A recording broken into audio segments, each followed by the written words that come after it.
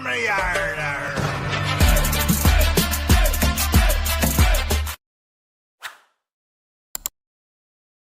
नमस्कार दोस्तों, मैं आपका दोस्त ब्रजमोहन सिंह अपने यूट्यूब चैनल बीबीएन ट्रेडिंग में आपका स्वागत करता हूँ।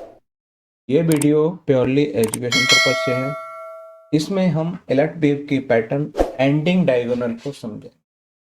एंडिंग डायगोनल नाम से ही है कि ये अपने पैटर्न के बेस पर ट्रेंड में समाप्ति का संकेत देता है। एंडिंग डायगोनल पैटर्न इसमें क्या है, converse of the trend line. इसमें आपकी कन्वर्जन ट्रेंड लाइन होगी 1 2 3 4 5। तो ये आपकी क्या है, ये कन्वर्जन ट्रेंड लाइन आपको देखने को मिलेगी। दूसरा है ओवरलैपिंग वेव, जैसे 1 2 3 के बाद 4 जो आपकी 1 की टेरिटरी में जाएगी, फिर जाके 5 होगी। तो इसमें ओवरलैपिंग देखने को मिलेगी। इसमें वॉल्यूम और मोमेंटम इंडिकेटर, वॉल्यूम क्या है, इसमें वॉल्यूम आपको ड्राई देखने को मिलेगा, इंडिकेटर पे आपको डाइवर्जेंस देखने को मिलेगा। ठीक है। वेव काउंट, वेव काउंट में है ना, ये इम्पल्स का लास्ट वेव होगा। ठीक है। रिवर्सल पोटेंशियल, अगर यहाँ से रिवर्सल मिलता है तो बड़ा स्ट्रॉन्ग रिवर्सल देखने को मिलेगा। चलिए इसको हम नेक्स्ट समझते हैं।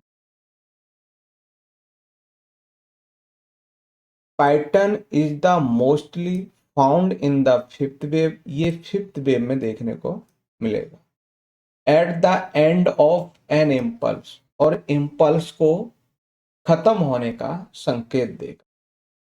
It is exhaustion of the previous move, जो मूव चल रहा था उसको एडजस्ट होने का ये आपको संकेत देगा। Can also happen as final wave C ABC correction, ये हमको इम्पल्स में जो आपका 1 2 3 4 ये इस वेव में आपको देखने को मिलेगा, जो आपकी इम्पल्स वेव फिफ्थ होगी उसमें। दूसरा, ये करेक्शन में कहाँ देखने को मिलेगा, ये करेक्शन में आपको A B और C में आपको ये देखने को मिलेगा, जो उसमें आपको करेक्शन खत्म होने का संकेत देगा। तो ये क्लियरली हो गया कि ये कहाँ होगा, ये फिफ्थ वेव और C वेव में आपको देखने को मिलेगा। इसकी फॉर्मेशन जो होगी, शेप जो होगी, वो बेज फॉर्मेशन होगी और कॉन्ट्रैक्टिंग ट्रेंड लाइन होगी। ठीक है। इसमें क्या है, आपको ये जो है ना कॉन्ट्रैक्टिंग ट्रेंड लाइन। चलिए, wave 4 overlaps with wave 1 but does not go beyond the star point of wave 2। इसका मतलब ये है कि जब 1 2 3 4, जो 4 है ना, जो वेव 1 के नीचे तो आएगी, परंतु जो 2 के नीचे नहीं जा सकती, ये ऐसे नहीं जा सकती यहां तक। ठीक है। फिर ये ऐसे जाएगी।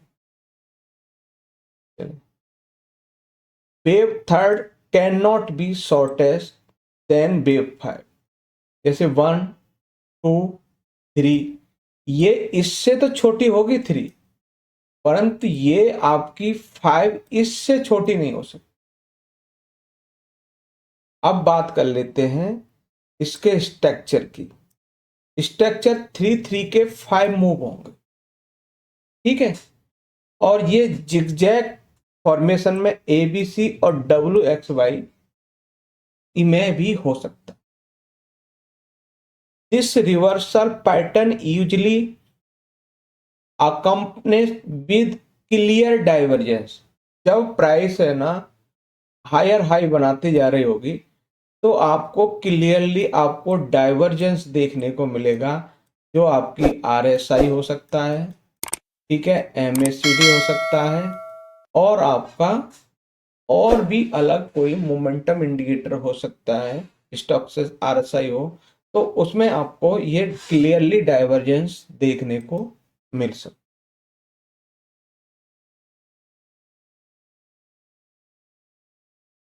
अब ये क्या है कि wave two can not a triangle, इसमें क्या है, जब आपकी वेव 1 2 3 4 5 जो होगी, इसमें आपका ट्रायंगल नहीं हो सकता, ठीक है, 3 3 स्ट्रक्चर, और इसमें आपको 3 3 भी नहीं हो सकता, किसमें, आपकी वेव टू में।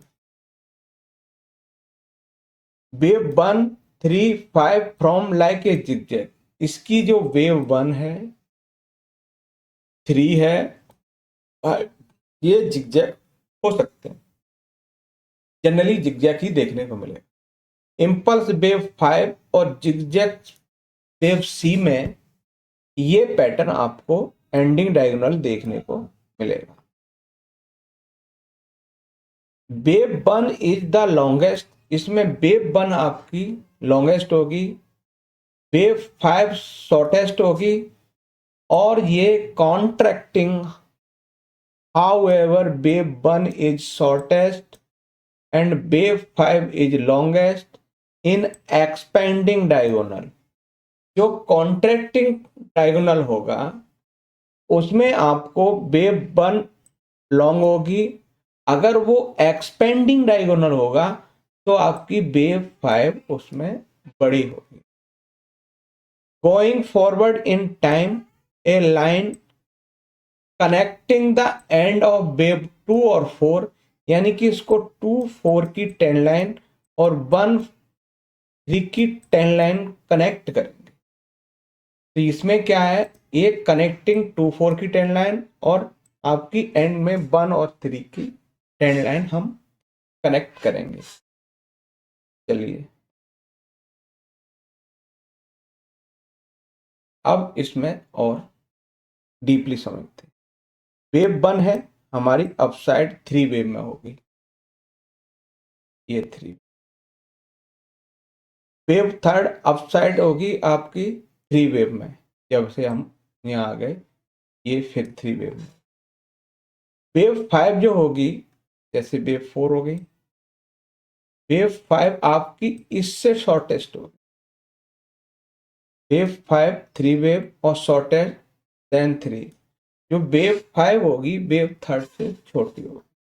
After completion the price sharply reverse down initially new corrective wave, जब यहां से फॉल आएगा तो बड़ा फास्टली फॉल।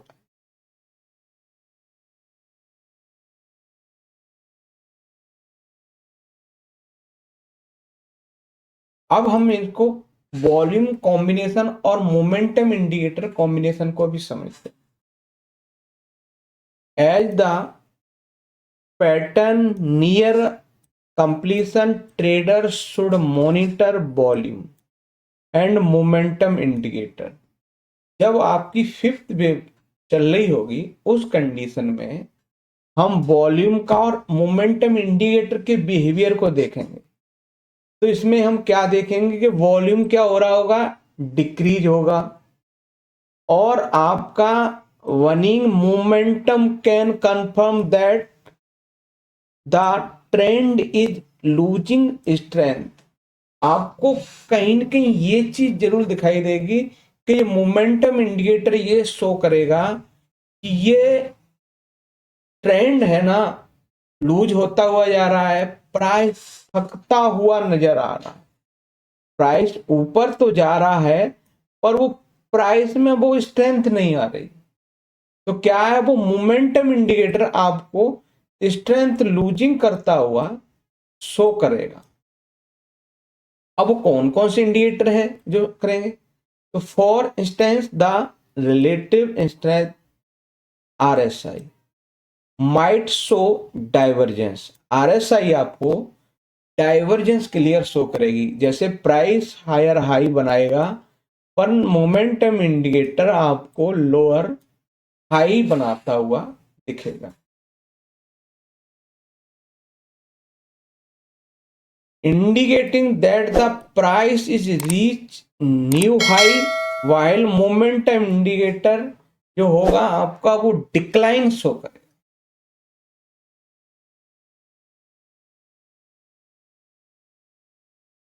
अब इसमें हम, ये आपका स्ट्रक्चर होगा एंडिंग डायगोनल का।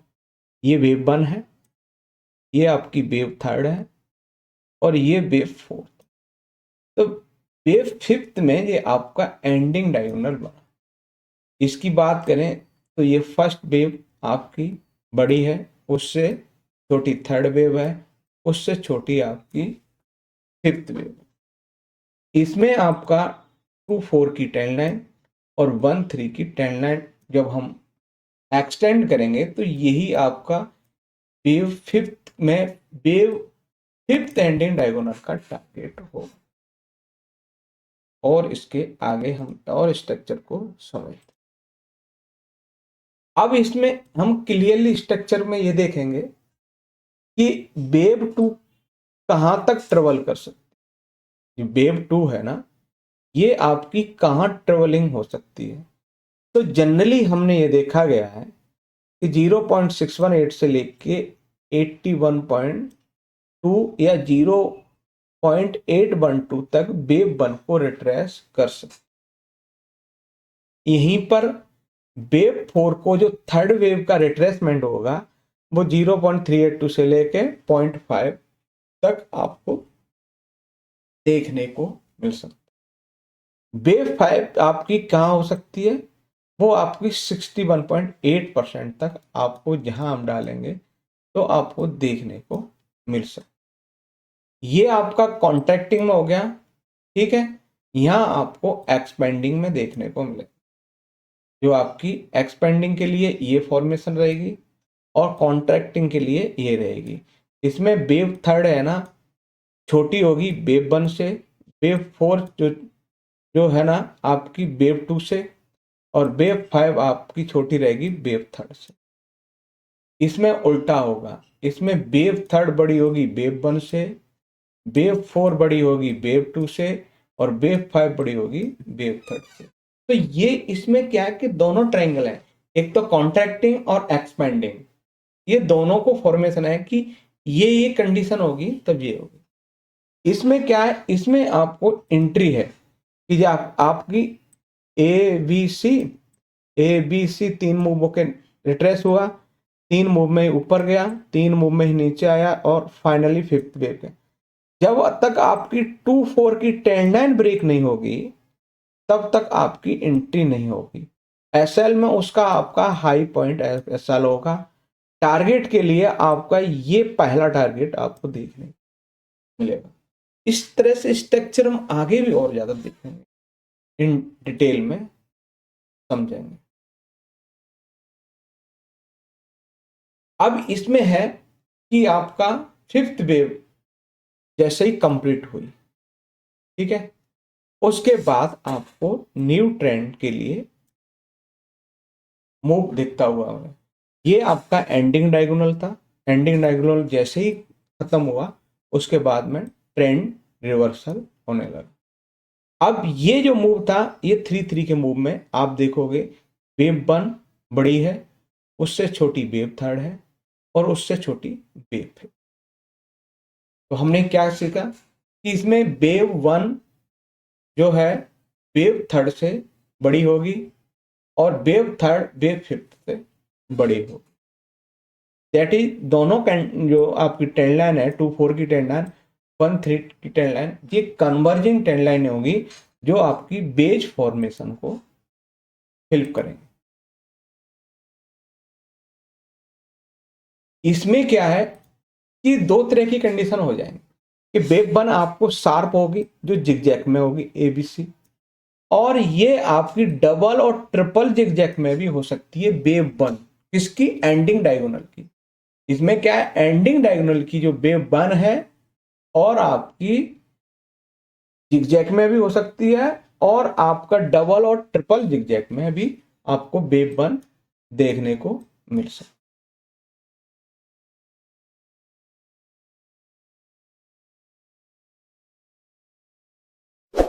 अब इसमें हम बात करते हैं वेव 2 को। वेव 2 आपकी 3 पार्ट में होगी।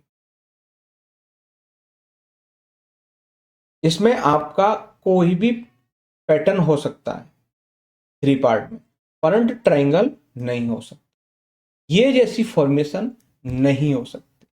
तो क्या है कि वेव 2 आपका शार्प भी हो सकता है और आपका जिगजैग टाइप का भी हो सकता है, परंतु उसमें क्या है, आपका ट्रायंगल देखने को नहीं मिल सकता।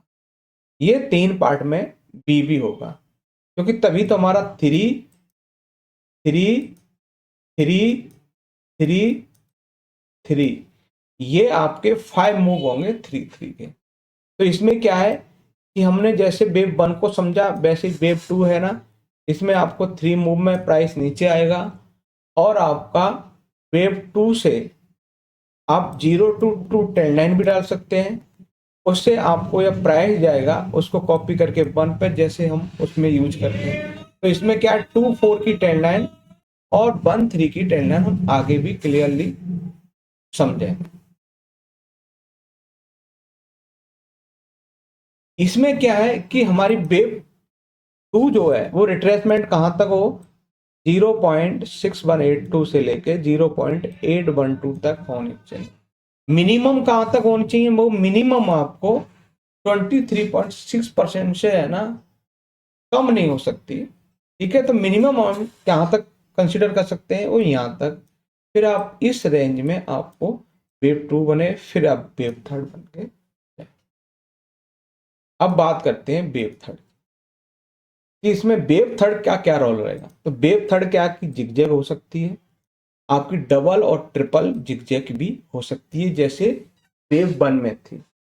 तो वेव 1 का सेम क्राइटेरिया यहाँ पे भी है ना, आपकी डबल ट्रिपल और जिगजैग भी हो सकता है। अब हम बात करेंगे कि ये कहां तक ट्रेवल कर सकती है। तो ये आपको वेव 3 जो है ना, नॉर्मल वेव है, जो ट्रेवल है ना आमतौर पर 138.2% वेव 1 का भी जा सकता है। वेव 4 जो है ना आपकी ओवरलैप्ड है और टॉप ऑफ वेव 1 के टॉप से नीचे जा सकती है। ये कंडीशन केवल आपको डायगोनल ट्रायंगल में ही देखने को मिलेगी, इंपल्स में नहीं देखने को।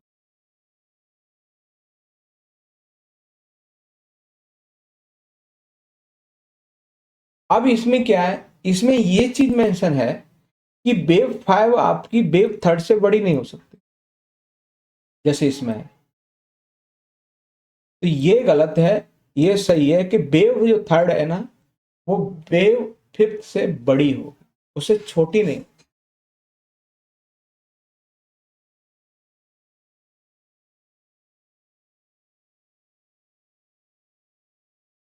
वेव 5 के अंदर एक चीज और,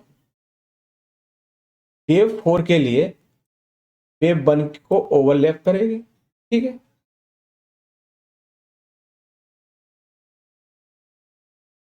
तो ये यहां पे वेव 1 को ओवरलैप कर रही है, इसलिए ये सही है। ये यहां पर ओवरलैप नहीं कर रही, इसलिए ये सही नहीं है। और कोई ये इम्पल्स हो सकती है, हो सकता है ये थर्ड वेव भी अभी क्लियर नहीं हो और ये थर्ड वेव का ही सबऑर्डिनेट हो। तो इसमें क्या है, ये भी इम्पल्स में ही काउंट होगी, परंतु ये आपकी एंडिंग डायगोनल में काउंट नहीं होगी। एंडिंग डायगोनल के लिए वेव 1 को ओवरलैप करना होगा।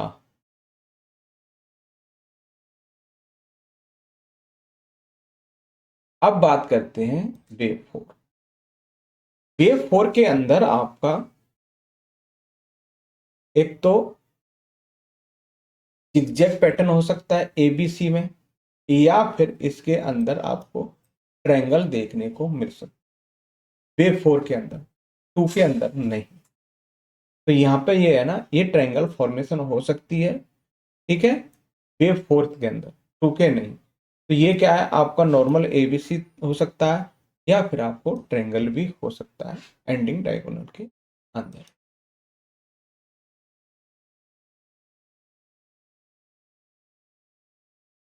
इसमें क्या है आपका वेव फोर वेव टू, तो ये क्या है, इसमें शार्प दिख रहा है इसमें आपको।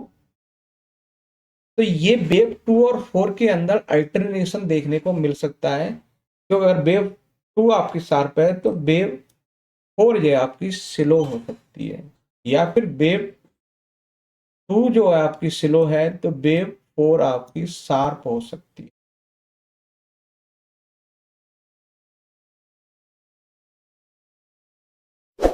वेव फोर जो है ना, आप वेव थर्ड का जो रिट्रेसमेंट है वो एटलीस्ट मिनिमम 23.6% और मैक्सिमम 38.2 से लेके 0.5% तक देख सकते हैं।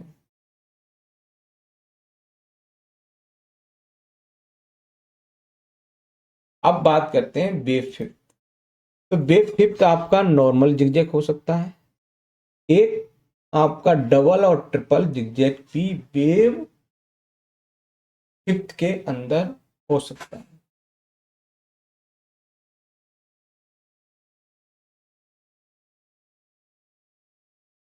वेव फिफ्थ के अंदर है ना, आपको एंडिंग डायगोनल के अंदर एंडिंग डायगोनल नहीं हो सकता।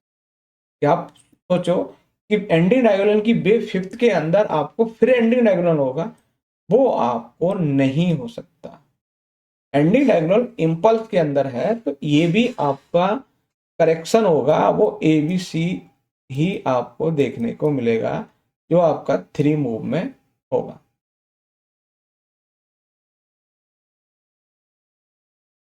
इसके अंदर आपको एंट्री पॉइंट को देखा गया है कि इसमें है ना पूरे रूल मेंशन किए गए हैं कि क्या क्या रूल है जो आपको एंडिंग डायगोनल को कंफर्म करने के लिए हो सकते हैं।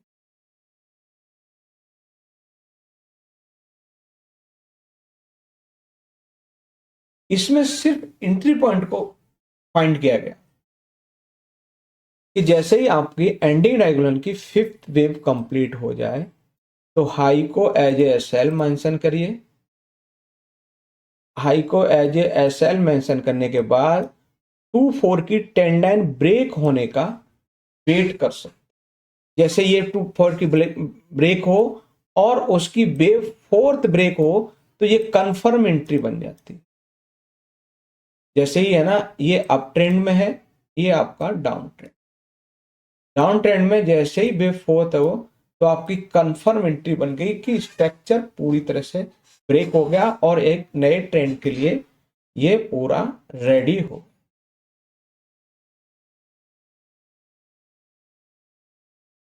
इसके अंदर अर्ली एंट्री के लिए भी इसमें भी सेम स्ट्रक्चर है कि हम वेव फोर्थ का ब्रेक होने का वेट करेंगे और वहां से आप एंट्री प्लान करेंगे उसके लोग एस एल के साथ में। जैसे ये आपका शॉर्ट साइड में है, ये आपका लॉन्ग साइड।